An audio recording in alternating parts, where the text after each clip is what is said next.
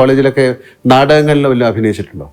നാടകത്തിൽ അഭിനയിച്ചിട്ടില്ല, പക്ഷെ ഞാൻ കഥാപ്രസംഗം നടത്തിയിട്ടുണ്ട്. ആണോ? UP സ്കൂളിൽ പഠിക്കുമ്പോൾ എന്നോടൊരു മാഷ് പറഞ്ഞു കഥാപ്രസംഗം നടത്തണം. അങ്ങനെ ഞാനൊരു കഥാപ്രസംഗം നടത്തിയിട്ടുണ്ട്. അതിൽ പാട്ടുകളൊക്കെ പാടണ്ടേ? പാടണോ? പാട്ടൊക്കെ പാടും. പിന്നെ നമുക്കൊരു പാട്ട് പാടണേ. പിന്നെ അത് അതെ അതെ, ജാലവിദ്യ, മാജിക്. അതായത് ഒരു നൂലിന്മേലൊരു ചോക്ക് കിട്ടും, ചോക്കല്ലേ എഴുതുന്നത്. അതെ അതെ. ആ ചോക്ക് കെട്ടിയിട്ട് ഇങ്ങനെ പിടിക്കും, എന്നിട്ട് ഈ നൂലങ്ങോട്ട് കത്തിക്കും. കത്തിയാലും ചോക്ക് വീഴില്ല.